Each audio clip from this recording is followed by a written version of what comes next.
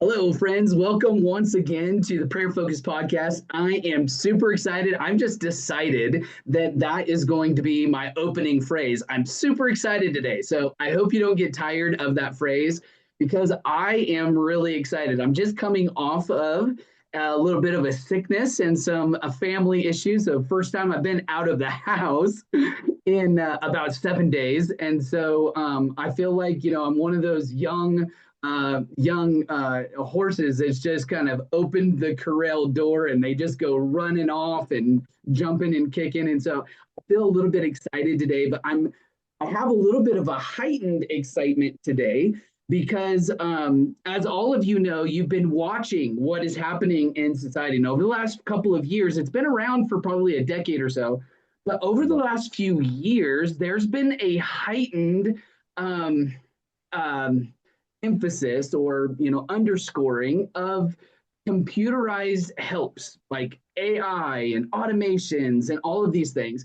And today I have a friend of mine that I've met within the last year. I got to go about a 16-week journey with him in a relational way where we learned about kingdom business and doing life and hearing God at work. And we were part of this cohort of believers that was learning and growing together for a short season.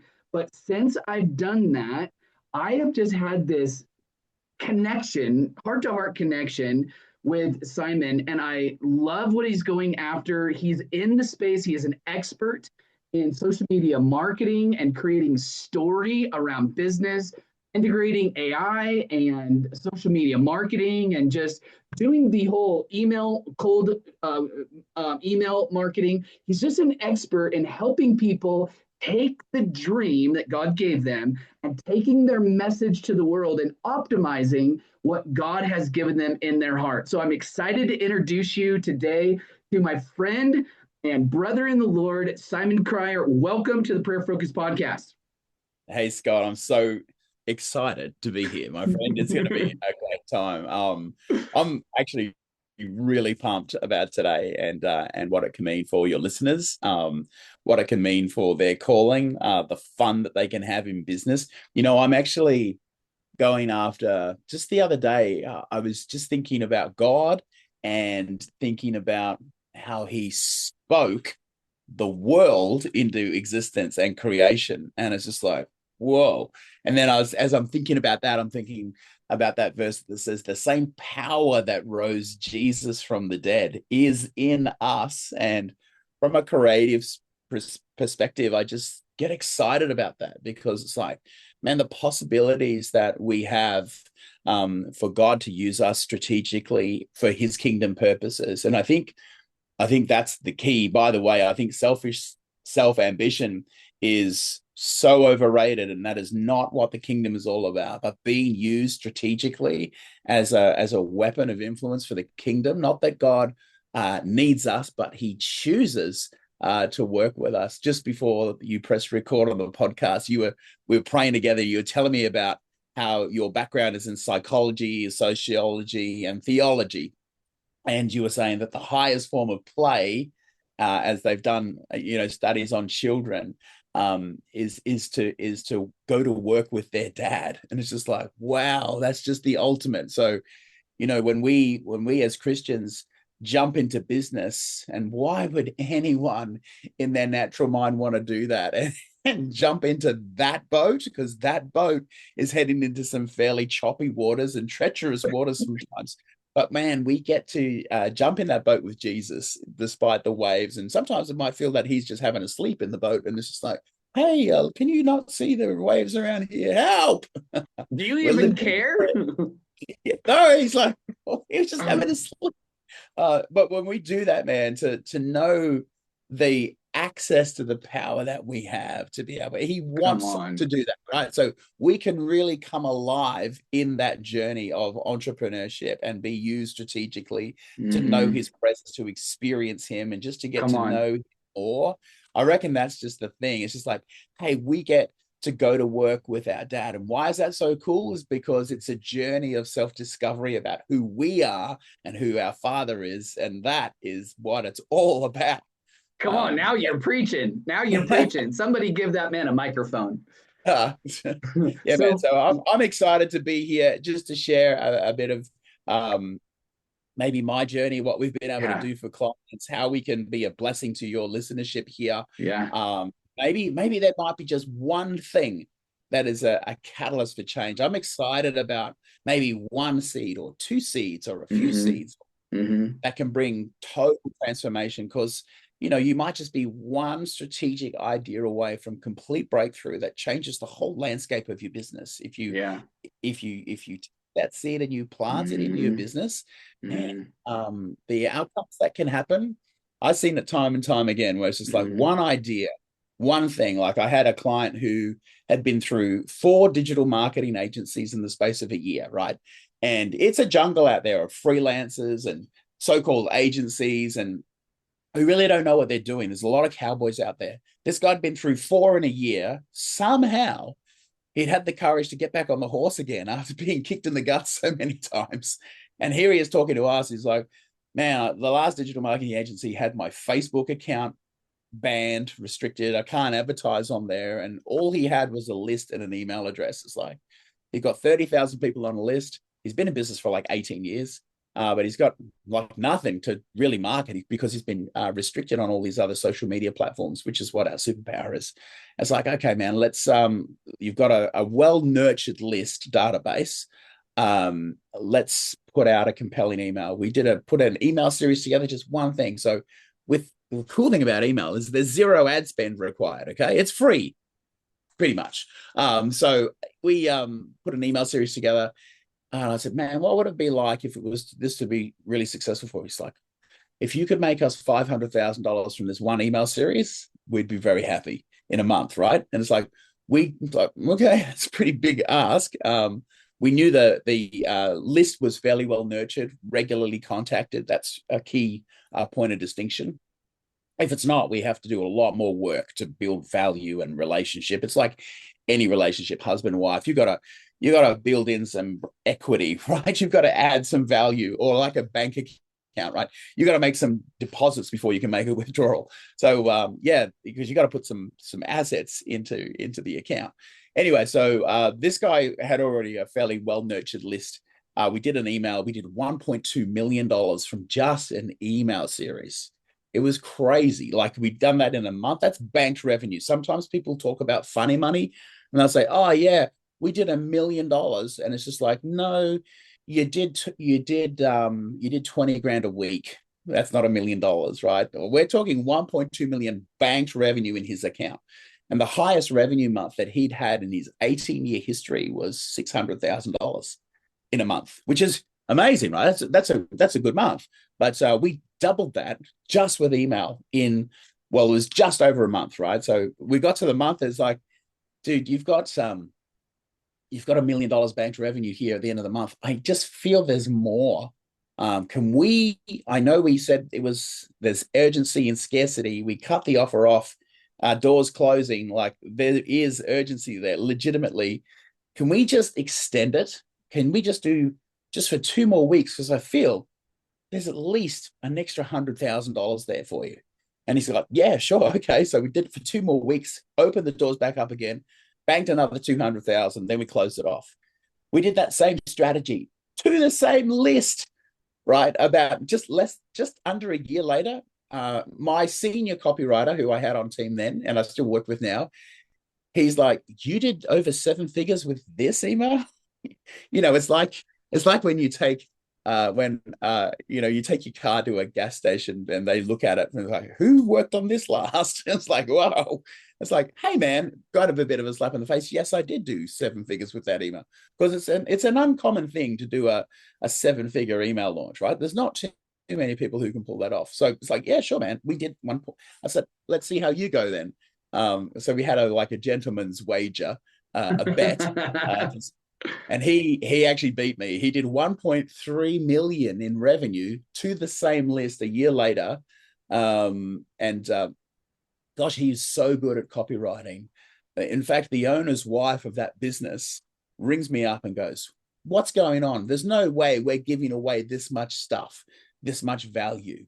My husband would never say yes to that. It's like, actually, it's exactly the same offer, but I am so happy that you've said that because you think we're giving away everything. And that's exactly what we want our audience to think as well. It's like that is what we call a grand slam offer, right? It is like you would have to be dumb not to take this offer. If you could fog a mirror with your desire for this preferred future state that you're offering, and we're talking about how you can, and they were talking about their course was how to trade the stock markets, right?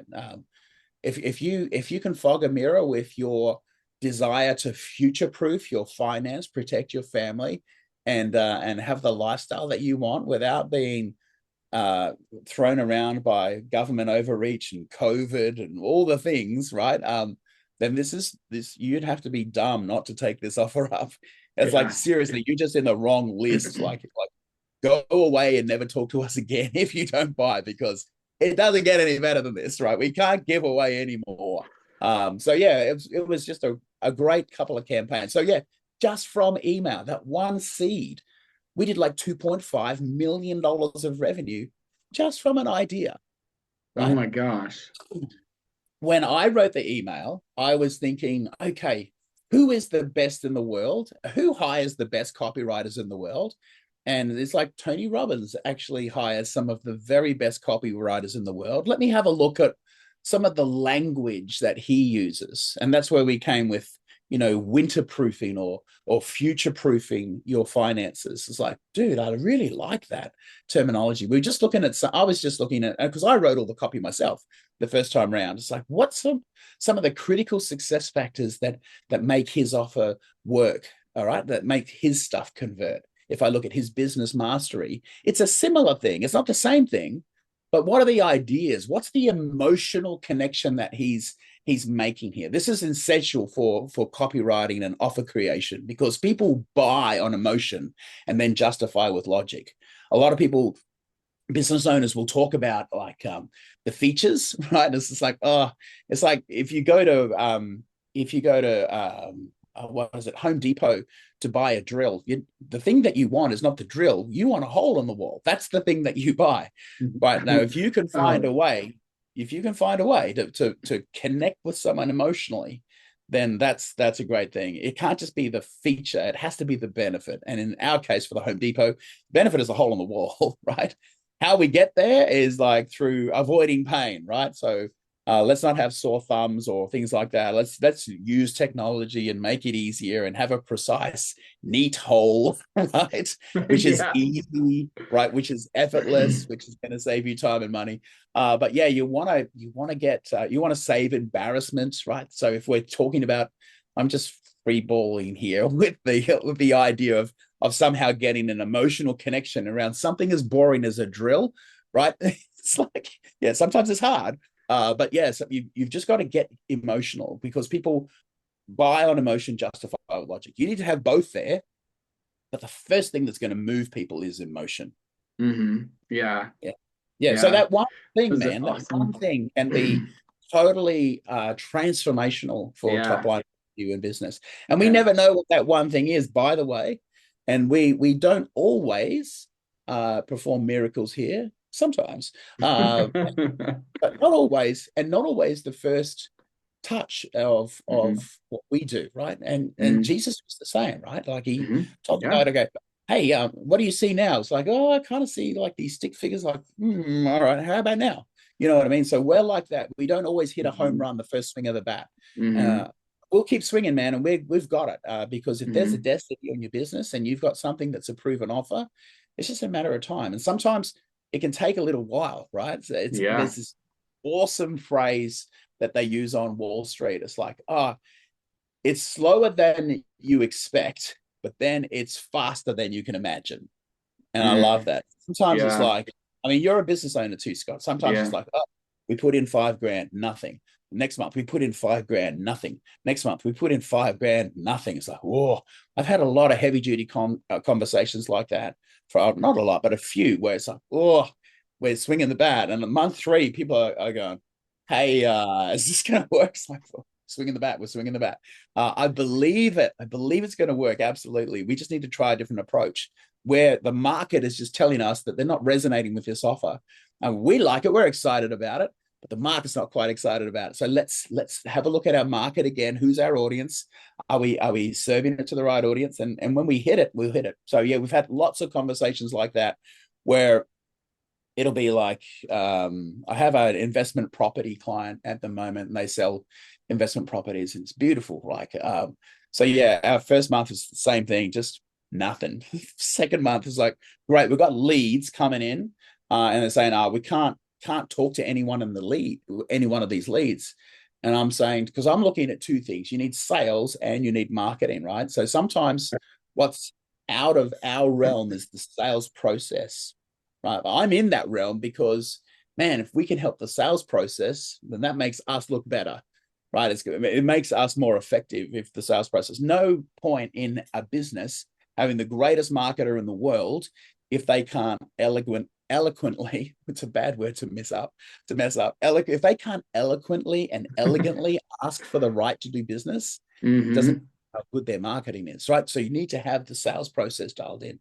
So I'm asking this guy, hey man, tell me about your sales process. He goes, it's not about the sales process, Simon. We can't contact these guys. They're not picking up the phone.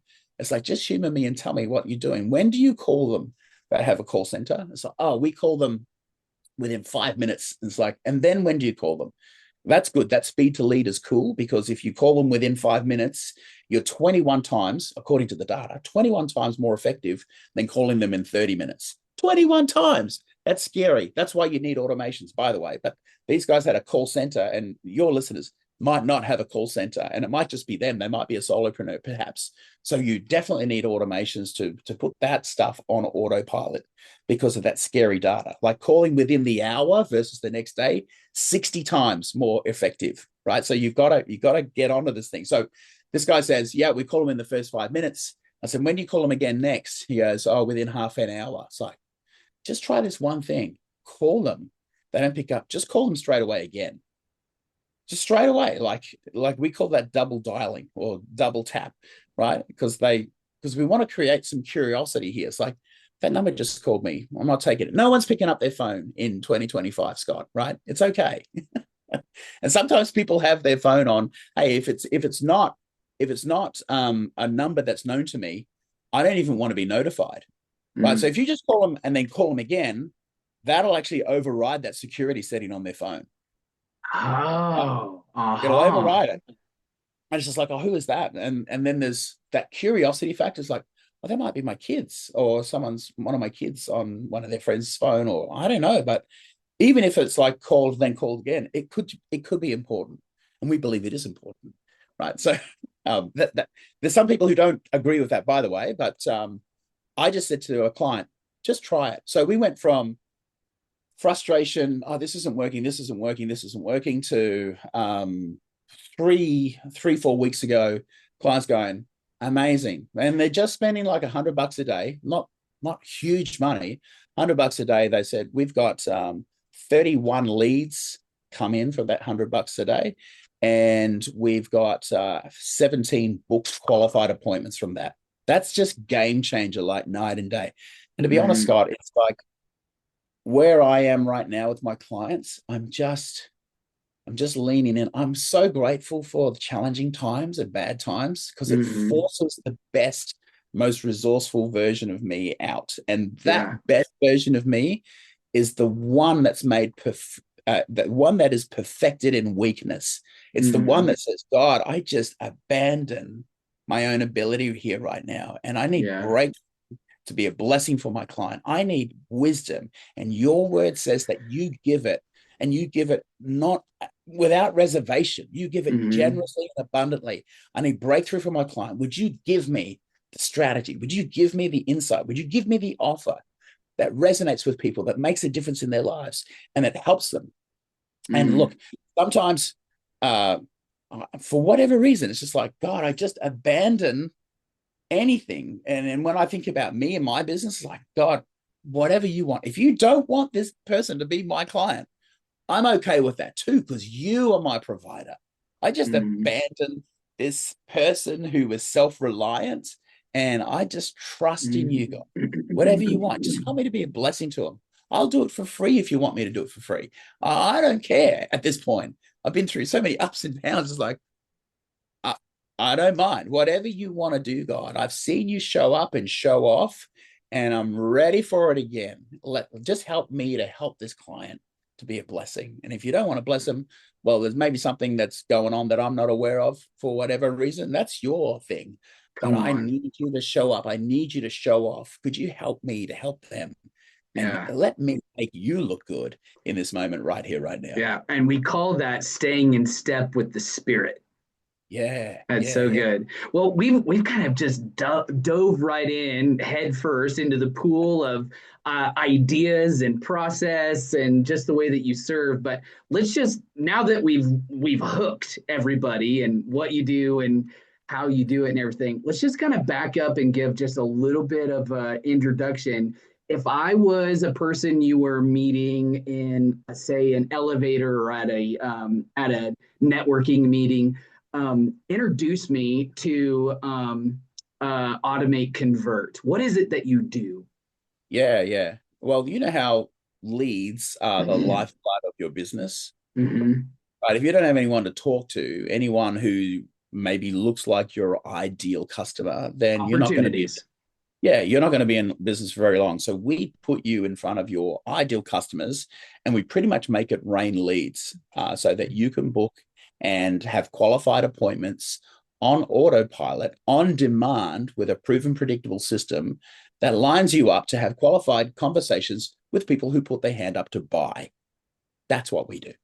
That's all. And this isn't like a quick process. This is a deep dive into, and if we have things organized and codified, and that's one thing you can just, but if I come to you as, there might be a little bit of work. So what is the deep dive that you look into as you're like, because you don't just turn on ads, you like really Oh yeah, understand. So yeah, tell me about the yeah, deep dive. yeah. The deep dive is first, like, when I look at, say, our industry, the it's a it's an industry which I love, and I'm also embarrassed of, because I'm embarrassed of it because of the amount of cowboys that are out there, right? So it's like it's a tough industry too. For some reason, I have chosen the toughest, most important part of any business journey. Right? If you can master that, the rest of it's pretty straightforward. It's systems, that's pretty straightforward. It's sales, pretty straightforward, right?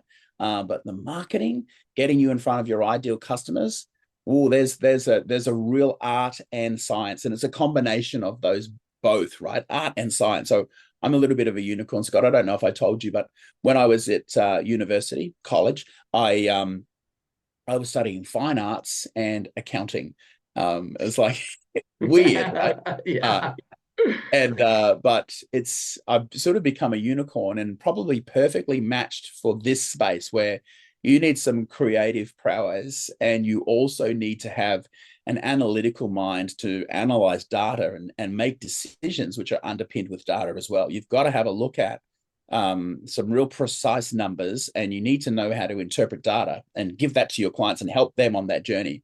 But our first pass sort of starts with knowing your customer, looking at who they are. Like I said before, it's almost like fishing. You want to have, it doesn't matter what we want. Like, I like eating chocolate cake, but if I'm going fishing, then I'm not putting chocolate cake on the hook, because it turns out the fish don't like that, right? And the fish are not me, and business owners are not their customer. So you almost need to separate yourself from you. I often have clients go, "Oh, I would never buy that. Oh, I would never respond to that." It's like, I know, but you're not your customer. You're not your buyer. But if we have a look at your buyer, and then if we know them really well in terms of what are their aspirations, what are their fears, who do they secretly blame for their situation right now, whose opinions are important to each other, what are maybe 5 things that they want to hear, right? And what are 5 to 7 things that they need to hear? Very big difference there, right? Need to hear is like a good friend. He'll tell you what you need to hear, opposed to what you want to hear. So we might Mhm. have a come to Jesus conversation, like, unless you master lead generation and automation, you're never going to be able to scale your business.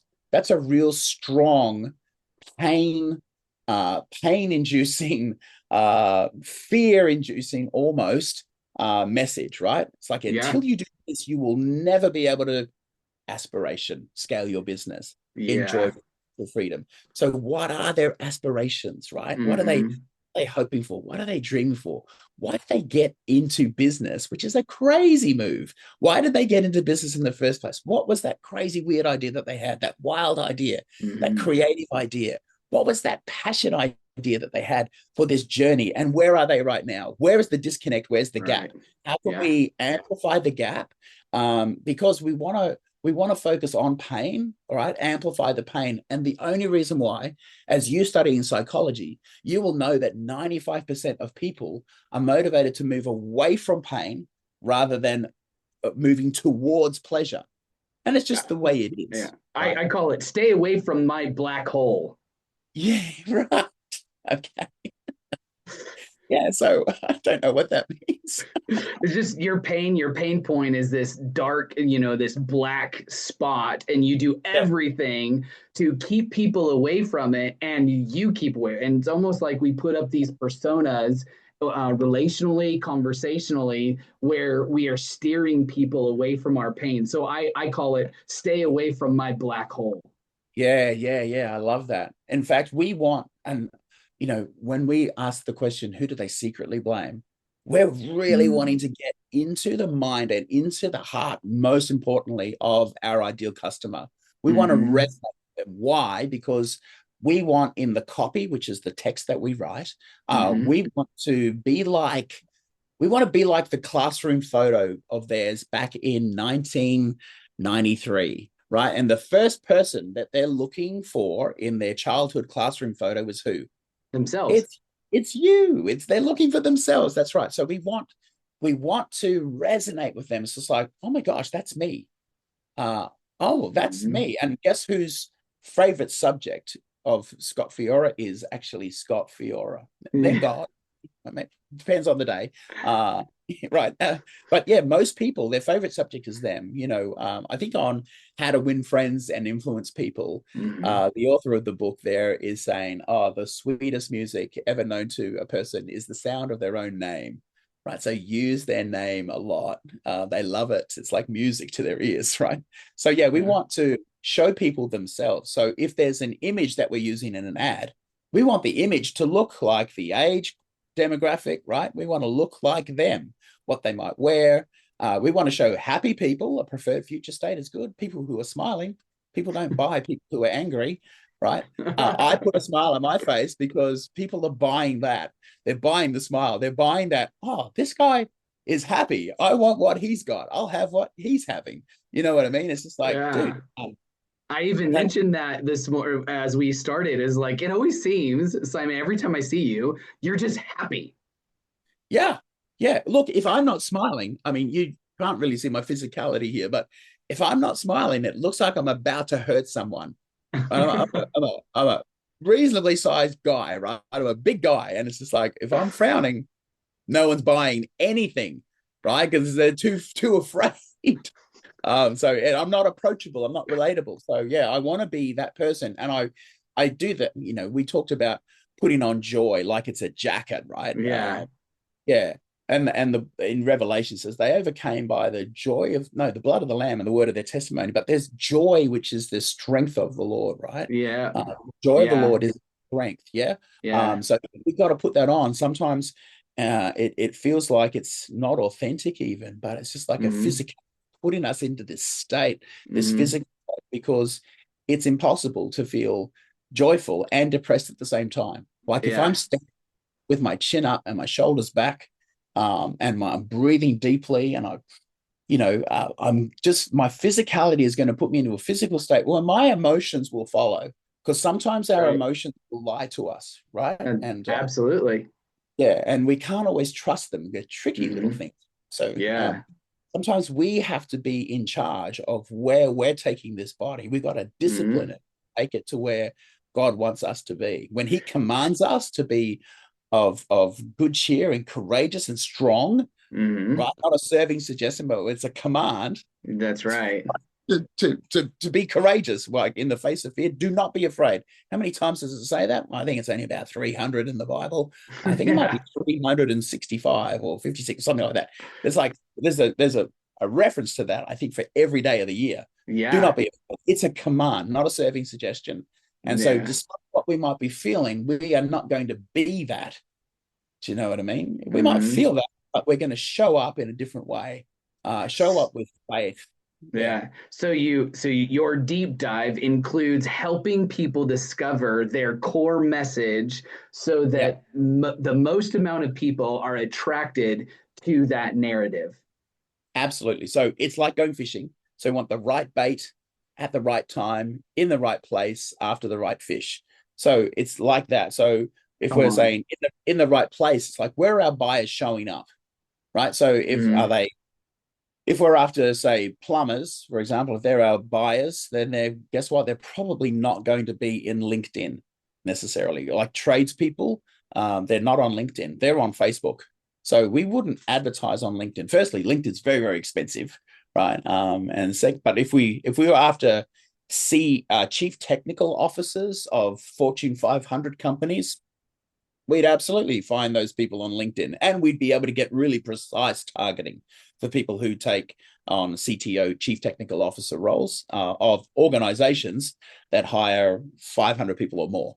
I'd be able to get really laser focused on the who and the where.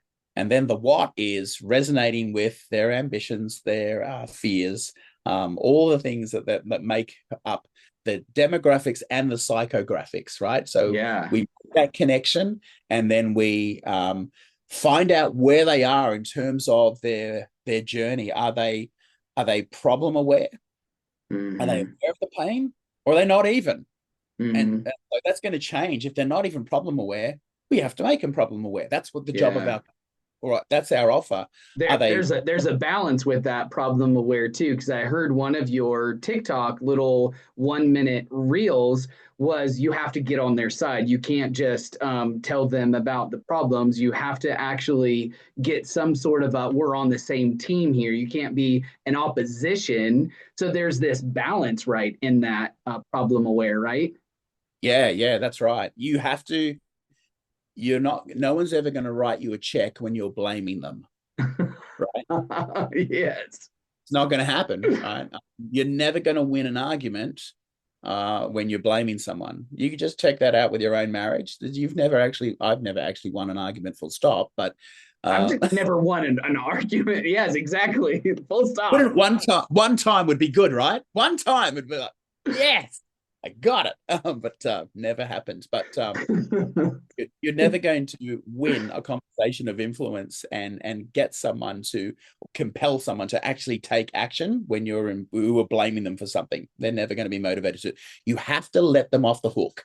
And I'm hoping that from this podcast you'll have people and they'll hear it. They'll go, "Hey, if you've ever done this, there's this. You're not alone. That's important. That's Yeah. almost off your hook, you know. Or if you're this and this and this, a pain problem, right?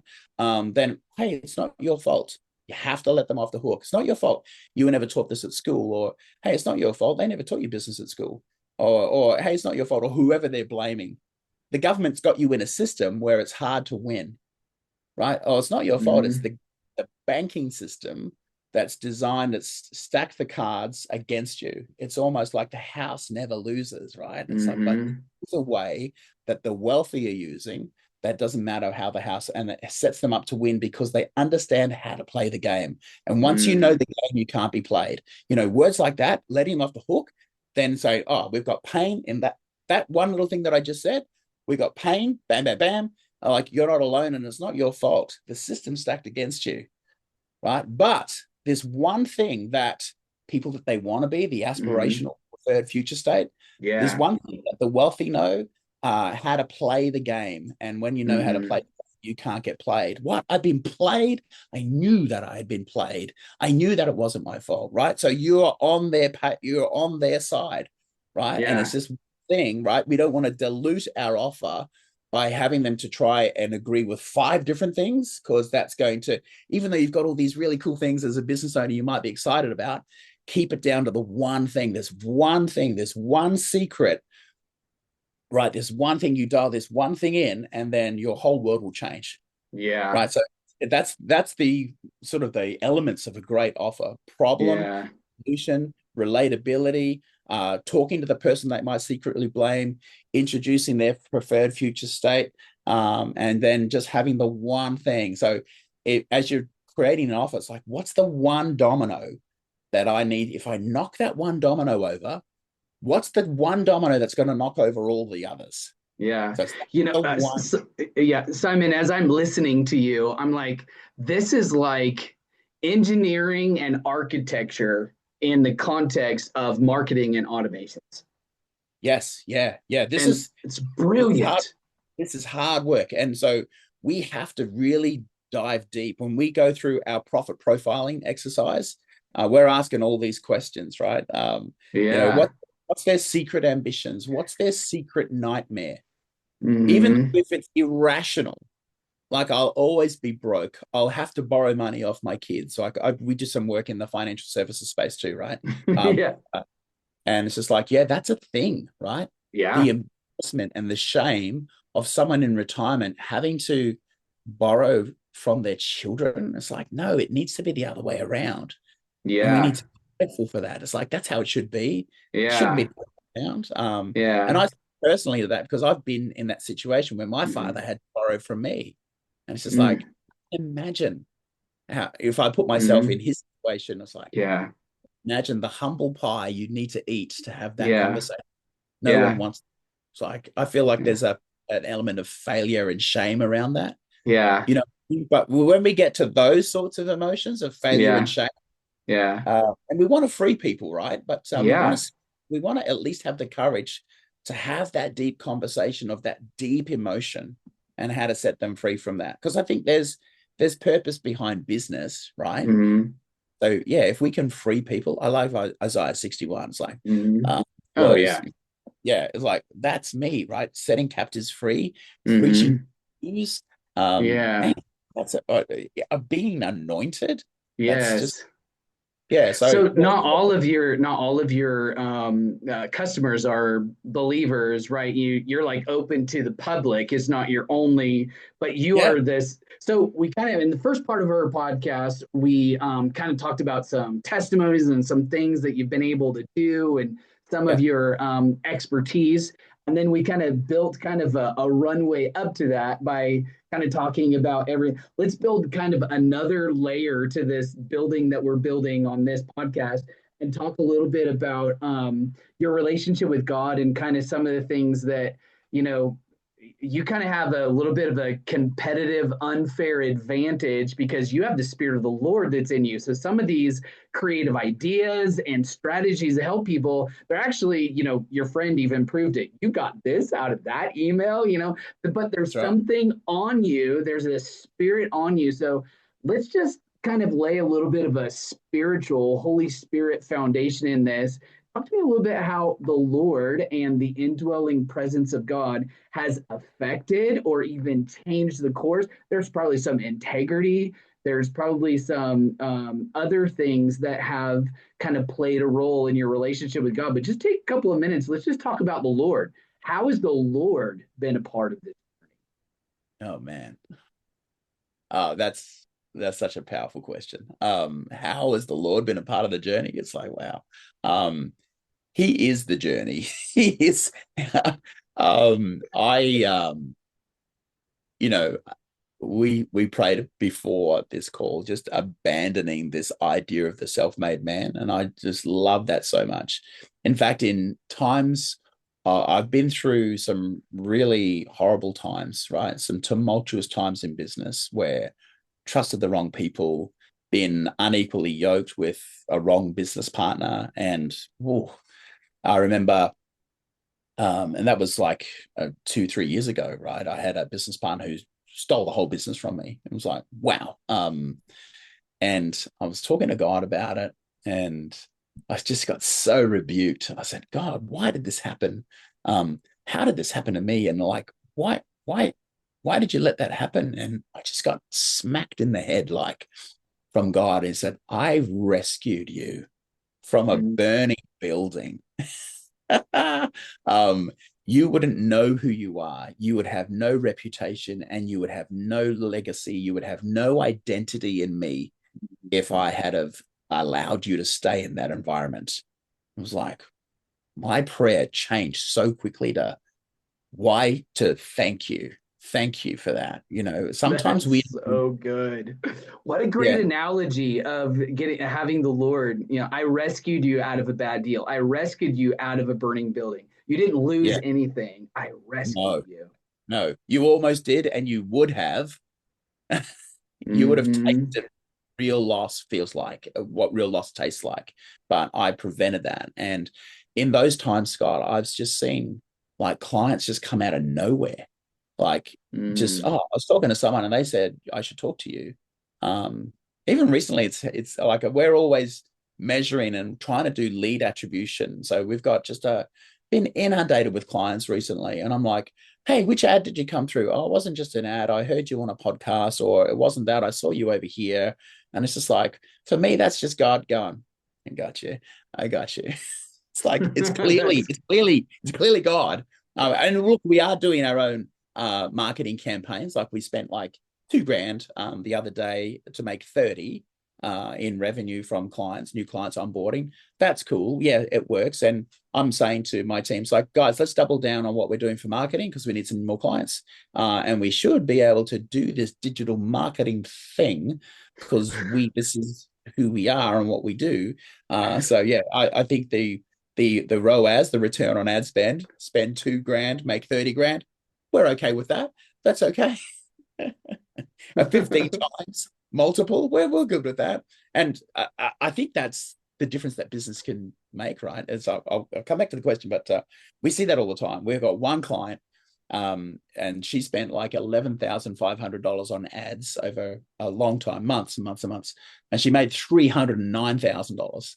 So it's like that's a good return too. That's as good as ours, right? That's a 28x. So every time she spends $100, she makes $2,800 in revenue. It's like, dude, we happy with that. And what's weird, and I don't understand. Um, I'm talking to her about this, and I'm like, hey, she's asking about optimizing the ads, and it's just like it don't get much better than 28x. What you need to do is spend more money because you spent 11,000 in the last 10 months.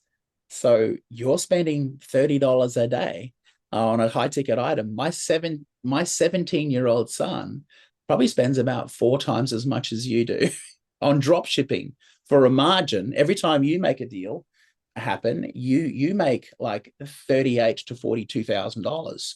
Every time he makes a deal happen, he makes about $65, and he's spending 4 times as much as you. If you were spending at the 20x, 28x multiple, if you were spending just $100 a day, $120 a day, we'd be having a $1.3 million conversation now. We wouldn't be talking about 309, and it would be a game changer for you as a single mom, right? And yeah. I'm about that. Like I talked to her, and it's like, how are you going? I haven't spoken to you for a couple of weeks. I've put 3 deals across the line. It's been great. It's like 3 deals. That's like a $90,000. It's almost a six-figure conversation, depending on the size of the deal. That's a six-figure conversation.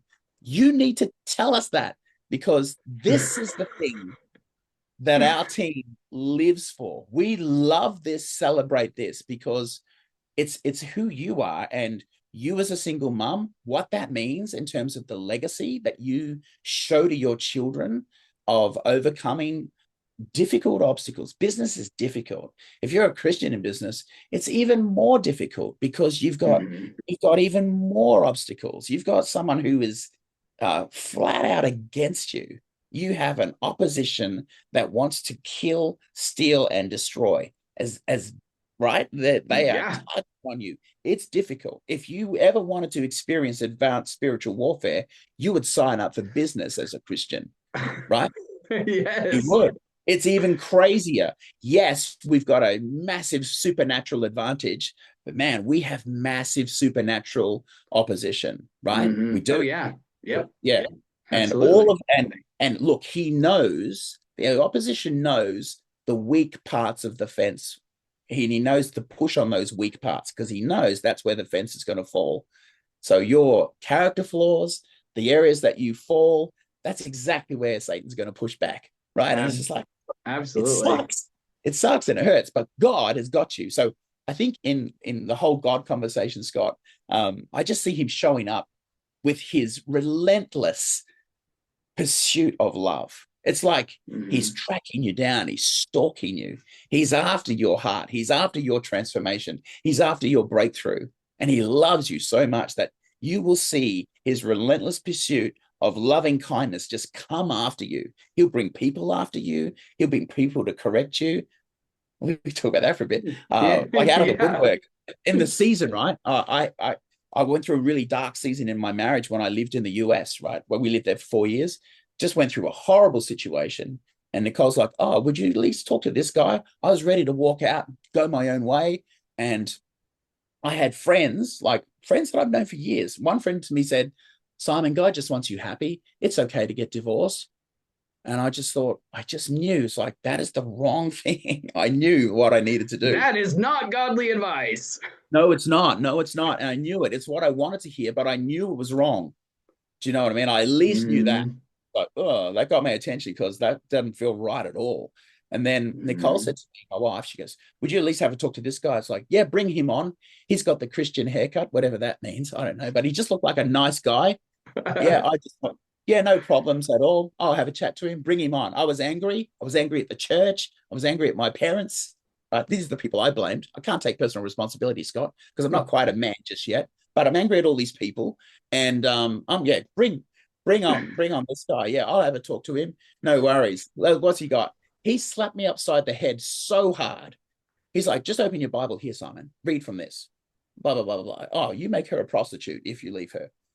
So what you're saying, Simon, is there's the blood of Jesus. If you say that your marriage is not enough for the blood of Jesus to cover, you're basically spitting in the face of Jesus. I'm like, oh my God, this guy punched me fair in the face, right? And it's like, oh, okay, got my attention. I love you, Aussie people. You guys are so awesome. I love people from Australia. I just need like 20 friends from. I have one of my CEO partners that we pray with and for that's from Australia, and I have two or three or four Australian friends. Every time I'm with you, I'm like, man, I want to be like you when I grow up. I love your vernacular. I love your perspective on life. I just need I need 20 friends from Australia. I think you just need one friend, mate. Enough. Only is a bit intense, right? No, no, it's good, man. But yeah, that's what I mean by God's loving kindness. His pursuit is going to people that good friends that you need to hear from rather than you want to hear, and He'll give you that discernment of like, oh, that's actually not the truth. You wanted to hear that, but you know that that's wrong. And the same thing with clients, man. God will bless you with stuff like that. I think just being open and knowing that when we're in a state of surrender and abandonment to self ambition and just wanting to be used, then I truly believe, and this is what I'm after for right now, is like I want to have freedom, but I want to have space. I don't want to be all consumed for my business. I want to have availability emotionally and time availability for my kids, for my children, even for myself, right? I want to do more stuff at my church. I want to be trusted with more finances. I want to be a blessing to the nation of India. There's a charity that I help out there. I've got like a spiritual father over there too. I want to do more and I want to be trusted with more. It's like, oh, come on, this can't be it. I need to be believed for more. It's like, God, show me what I need to change, what I need to fix. Teach me your ways. Show me who I need to show up as to access more of your grace, your favor, your equipping, your resources to be trusted with more stewardship, more people, more businesses, more finances. Yeah. I love it, man. That's how God shows up in me. And it's very obvious to me when his hand's upon me. It's so good. It's so Yeah. good. Not always comfortable, but good. It's just like very, very clear and obvious. And Yeah. you know what? It probably needs to be for someone like me, Scott. It needs to be. You need I some talk. clear guardrails. Yeah, yeah. Like when I talk to my wife, it's like, I am a man and you need to speak to me in very clear terms. I want this, not like, hey, what do you want for dinner? It's like that's saying, I want dinner. You just got to be direct, right? God's very direct with me and he needs to Yeah. be to get through to me. It's like, oh, okay, got it. Yeah. Yeah. Mm. So I get the opportunity to play a role in over 30 businesses that is very unique. I get to be intercessor. I get to be consultant and sounding board. I get to be friend. I get to be mentor. I get to be relational discipleship. We do a thing called the Abba Journey, and we grow in our own identity and who God is and the Holy Spirit's role in our life.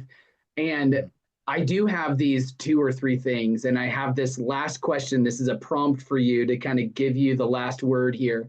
But I have like this thing in my heart. Like, if there's one thing I want you to know, and I'm not going to talk to you again, this is my heart. This is my life's message. This is the thing that I want to leave you with. And so, open mic, no filters. Just give me what is the core passion of your heart? What's your life message that you would like the listeners to really hear and really take to heart and maybe even wrestle with a little bit? So, no filter. This is freedom. Speak from your Oh, wow. heart. What do you I feel? love how you put me in the hot seat with probably the biggest question you could ask me. That's almost like, and it's interesting, hey, that like the big questions are the simple ones. Like, Mm-hmm. simple question, who are you? Big question, right? Simple question. I think the biggest question is, who is God? And so, if for my life, what I would love you listening to is to know that there is a God who has fearfully and wonderfully and uniquely created you as a message for the world, as a gift for the world, as a blessing to the world, that the world is a better place, a safer place, a more prosperous place, because you are in it and God wants to work with you. He doesn't need you, but he wants it, right? He wants to work with you, to partner with you, to co-reign with you, and he wants to anoint you, to give you a hope and a blessing and a future. And he just desperately, madly loves you in such a way Mm. that he sings over you. Like, his heart is wrecked by you. He just loves you so much, and just wants you to know him, to experience him. And yeah, I would just want people to get into a place. I want this for myself, to get into a place where I can feel him show up more. I can experience him, and I can hear him, and I can see him show up. All of my senses. I want to taste his goodness, and I want to explore the heights and be comfortable in him with the depths of the journey, right? And it's just, I just want it to be rich. You and I got on a Zoom call with a billionaire the other day, and I'm catching up with him next week, and a Christian billionaire. But man, I saw his journey, and I don't know that I would sign up for billions if I had to go through the ups and the downs. But it's just like, it was intense, right? It's like, I had no idea. I don't know what your perception of a billionaire might be, but mine was very different to this tumultuous high, high, and very low, low, where he experienced corruption of government agencies in the Had to Western stay in world. hiding and separated from his family and all of that stuff is like, Yeah. no way. Who would sign up for that? It's just like, it's a certain individual. It's probably not me. I don't know. I've got a friend of mine who says, I just see the word billionaire on your life, and I'm like, it's such a big thing to say. I don't know if I like it. I'm up for it, but yeah, I don't want that. But if God wants it for me, I'm in surrender to it. Whatever. Mhm, Yeah, I would just want people to know and experience and taste and see that God is good, that he loves them, and mhm, he wants them to be a blessing. And he's going to put people in your life to support you. Some businesses are going through some really hard times now, Scott, right? It's mhm. difficult economy right now. I don't know why the US are so fixated with the price of eggs, as if that's the only economic indicator. It seems a bit weird to me, but anyway, it's okay. God's got you, whether you consume eggs or not. And look, you can be independent of the economy. Mm, You can be absolutely an oasis in a desert of struggle and hardship, mhm. right? You can be the person that people look to, like, what are you doing An differently? emissary, an embassy. Yeah, yeah, yeah. You can be yeah, like an embassy. You can be the ambassador of God's goodness and a Mm. witness to how well He's looking after you. And that's definitely the case for me, mate. I've seen impossible situations where my God of possibilities has stepped in and intervened in such very obvious ways. And I tell people about it. Mm. Yeah. Come on. Yeah. Okay, one last question. What is that award behind your shoulder? How did you get that? Oh, that's a two comma club award from ClickFunnels. When I lived in the States, a friend of mine was doing digital marketing. I was doing network marketing at the time, if you could believe that. I'd done that for about 20 years. And it was the worst time of my life. I got involved and started in a business as a distributor for a company. And I had nothing better going on in my life. I was in the worst season of my life financially. My wife said to me on Christmas Day, "Hey, I don't want to do another 10 years like a repeat of the last 10. Something's got to change." And I was like, "Oh, this network marketing thing, so beneath me." After that conversation, I called my friend and said, "Let's have a talk about that." Made six-figure income in our first 12 months, doubled at the second. We'd made millions of dollars through network marketing. That's the thing that took me to the US, and I lived there for 4 years. That's that was about 14 years ago. Got started in digital marketing because I became friends with a person who was making about $20 million a year. We're not quite there yet, Scott, but a Christian guy, trusted, with a lot, and just a beautiful, beautiful man named Jeff. One of my best friends, right? We still pray together today. He's pastoring a church now. He's just an awesome dude over in Pennsylvania. And yeah, I went to India with him. Just great. Anyway, I got into digital marketing from the result of that. Became friends with Russell Brunson from ClickFunnels. And Russell is a cool guy. I think I'm okay with people. Like I heard that he was coming across to Dallas, which is where we were living. I said, "Hey man, no one comes to Dallas without me taking them to the Hard Eight Barbecue and Grill. That's not going to happen. So we're going to do that." And he says, "Oh man, you're with this company, XYZ company?" I'm like, "Yeah, man." He goes, "That was my first ever network marketing company." He's like, "You're in network marketing?" He goes, "Yes, I was." It's like, "Wow, that's cool." I said, "I'm actually consulting to the company as well. And I've got an all access pass to the lab if you want to see what a $50 million lab looks like." He goes, "I'd love that." So, because he's a nerd. So I took him through the lab and everything. And his marketing mind is so cool. Like he walks into the foyer of this company, it's a public listed company, and there's products everywhere. And there's about like, I don't know, 90 different products. And he goes, "You know what I would do?" He's already starting thinking, it's like, "What would you do?" He goes, "I would get rid of about maybe 90% of these and I would just focus on 4 or 5 main products." And it was really interesting, right? Sometimes it's that dilution effect. It's like Mm-hmm. when we're so diluted, we sort of lose our identity. It's like, hey, what are we known for? Right? Are we going to be Mm-hmm. diluted that we're no good? Why are we selling shampoo? And now why are we selling tea? And now we're selling hair cream. And now we're selling face cream. And now we're selling supplements. And now we're selling sports performance. And now we're selling kids stuff. It's like, whoa, it's diluted, right? He's like, I would just use these. I would just strip down to 4 products. And like, that's when we had the most momentum, is when we had a simple system. So you can have 4, Mm. like Henry Ford. You can have any color you like as long as it's black. That's really cool. He's like really focused. That's He did awesome. okay. He did okay with some laser focus there, right? So yeah, I don't know. I can't even remember what the question was. That's the two Click comma. funnels. Yeah. They call it two comma because when you make $1,000, you get a comma. When you make $1 million from an offer or a launch, you get 2 commas in that number, $1 million. So that's why it's called the two comma club. Yeah. Oh, gotcha. Got you. Man, this has been, you have so much more. And in maybe next month or maybe in May, I'm going to have you back with another guy that is kind of the American equivalent to what you are and what Oh, you good do. Lord.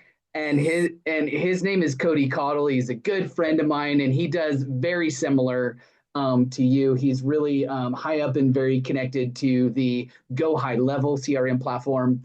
And Yes. so, That's what it is too. Yeah. yeah, and so he's awesome. He's a great guy. He started a thing called the Christian Entrepreneurs Club, and having conversation with you two, just interacting about the Lord and strategies and ideas and what God is doing in AI and automations and all of Mhm. this stuff is going to be a great conversation. I'm really looking forward to that. But this conversation has been, I just felt like I was supposed to like give you the microphone and step out of the way. And we've done that mostly. It's been really good. So I've just really loved what you carry. I love who you are. And this has been great. I hope you enjoyed your time. Man, I had a great time. I feel like I maybe spoke a bit too much, but No, I no, felt it is I was on a roll, and it's just like I just like, no. oh, there's more. Okay, More. Yeah, yeah. no, it's great. It's great. I loved it. I really wanted that to happen today. So I'm excited about continuing to build friendship with you, and thanks for your time. And so I just want to address you as the listener. Thanks for following along in this conversation. And this really is the Prayer Focus podcast is less of presentation and less of a monologue and more of an invitation to a conversation. So we'd love to hear your comments. We'd love to have you share this on your, if this was a blessing to you, share it on your social media and say, hey, you got to hear this conversation. This was crazy. You should hear this crazy Aussie guy. And the way he talks is just funny. So whatever way you want to gain revelation and nuggets for your business, we're excited for you to reach for the highest and best for your company and your team and see the dream of God come to fullness in and through you. So we bless you. Thanks for following along the conversation. Until next time, know this, what Simon said is right. It's laying aside your fleshly, selfish ambition and grabbing a hold of the godly ambition, fully surrendering to the Lord and staying in step with the Spirit. So until next time, be blessed and know that only you have a message that the Lord has given you to the world. So blessings, and I'll see you on the next